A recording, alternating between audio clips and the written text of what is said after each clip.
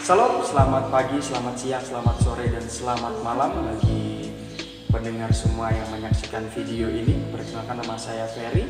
Saya akan mempresentasikan hasil penelitian atau hasil penyelidikan saya mengenai pendidikan di dalam perjanjian lama. Tapi sebelumnya kita intro dulu.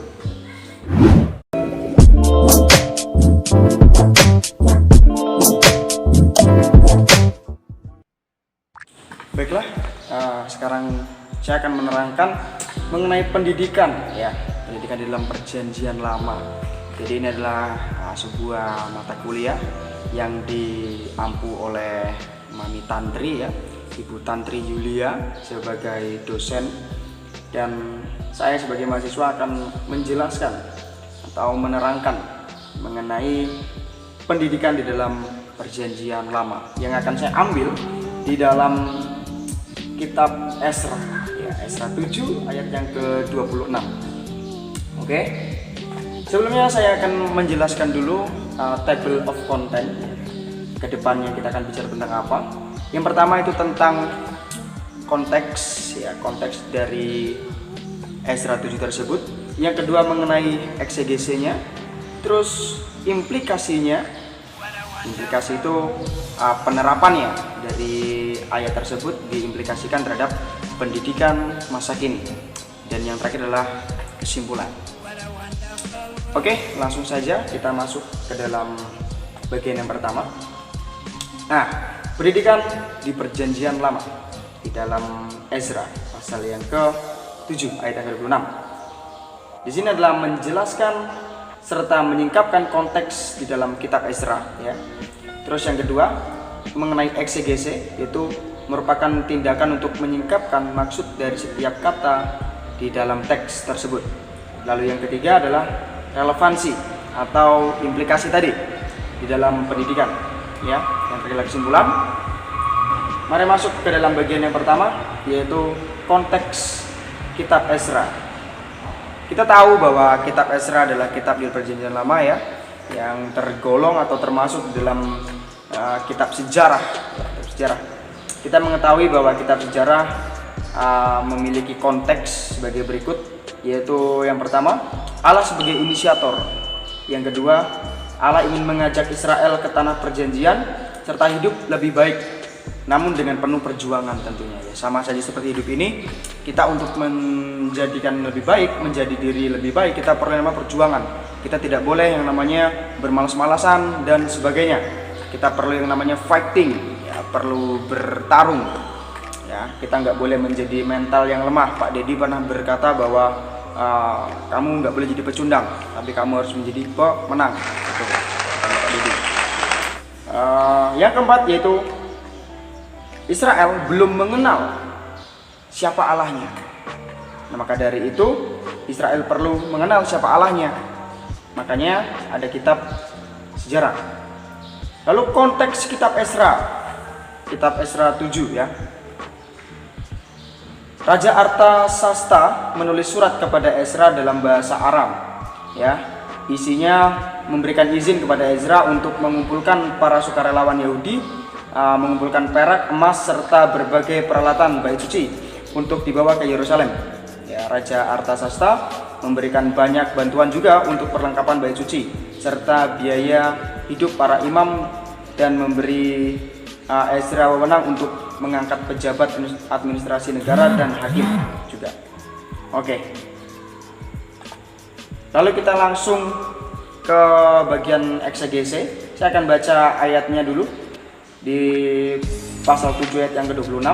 Setiap orang yang tidak melakukan hukum Allahmu dan hukum raja harus dihukum dengan seksama, baik dengan hukuman mati maupun dengan pembuangan, dengan hukuman denda atau hukuman penjara.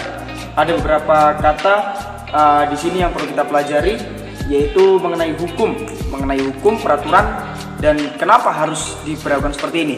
Nah, dari sini nanti kita akan mengimplikasikan di dalam dunia pendidikan masa kini. Kita sebagai pengajar Kristen, kita sudah seharusnya kembali lagi kepada kebenaran firman Tuhan. Seperti itu. Yang akan saya eksegesi adalah kata melakukan. Di sini melakukan dalam bahasa Aramaik ya. Dalam bahasa Aramaik yaitu pengucapannya adalah abad. Ya, dalam bahasa Inggris to make atau to do make, artinya melakukan, mengerjakan ya. Terus di sini ada kalimat lain yaitu hukum Allah. Hukum Allah ini dari bahasa Aramaik lagi, bacanya dot ya, atau dalam bahasa Inggris law, hukum, aturan yang berlaku ya. So berikutnya yaitu dihukum. Nah, kata dihukum di sini mengacu kepada efek ganjaran yang diberikan karena melanggar hukum tadi, yaitu dalam bahasa Aramaik diucapkan sebagai Anas. Nah, dari sini kita bisa melihat dalam ayat yang ke-26 ini menekankan bahwa pendidikan memerlukan adanya kedisiplinan. Di sini ada disiplin, ada peraturan yang dibentuk, ada peraturan yang disepakati, ada peraturan yang dibuat agar tidak dilanggar.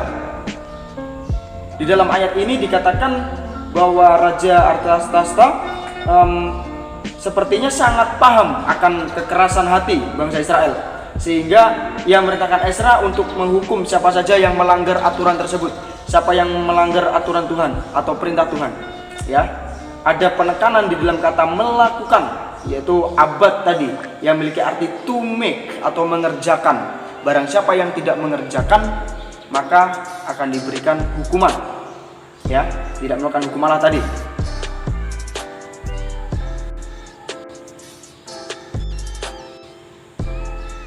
Lalu hukum atau aturan yang berlaku sehingga ada konsekuensi di sini ya. Apabila tidak melakukan atau tidak mengerjakan maka diberikan sanksi. Nah, dari sini kita memperoleh konsep ya, memperoleh konsep di mana ada aturan lalu harus dilakukan. Apabila melanggar maka seperti itu.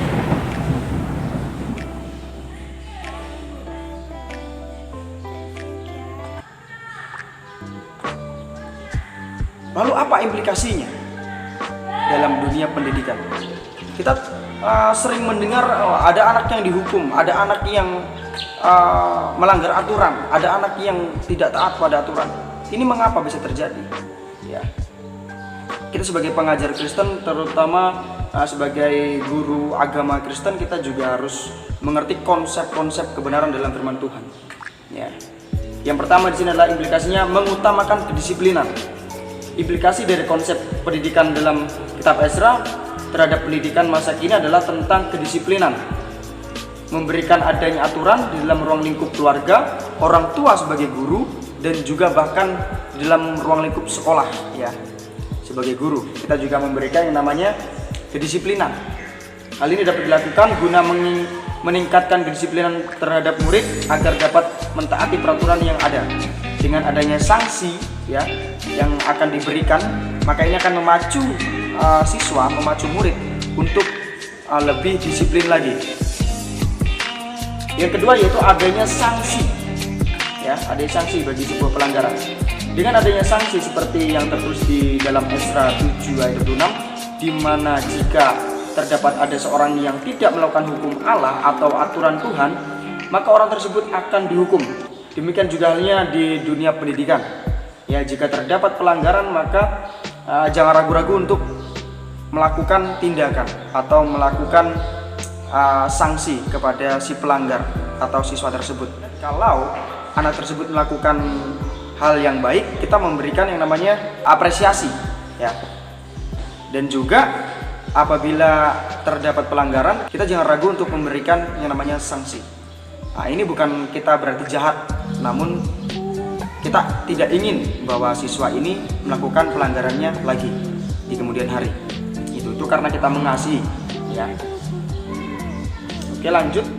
Dari hal ini diperoleh juga kesimpulan bahwa Ezra melalui Raja Artasasta untuk mengatur kembali kebaktian merupakan bukti nyata bahwa Allah terlibat langsung dalam proses pendidikan umatnya, atau Allah sebagai inisiator ya. Kita sebagai pengajar Kristen sudah seharusnya memberikan teladan yang baik, dan juga di dalam Esra 7 ayat 26 mengajarkan bahwa disiplin akan ketaatan kepada Allah harus ditegakkan dan diajarkan kepada peserta didik. Prinsip serta konsep tersebut sudah semestinya diterapkan di dunia pendidikan agar nama Tuhan dipermuliakan. Amin. Sekian yang dapat saya bagikan, kiranya dapat menambah wawasan atau menambah pengetahuan kita. Kiranya Tuhan Yesus memberkati. God bless you.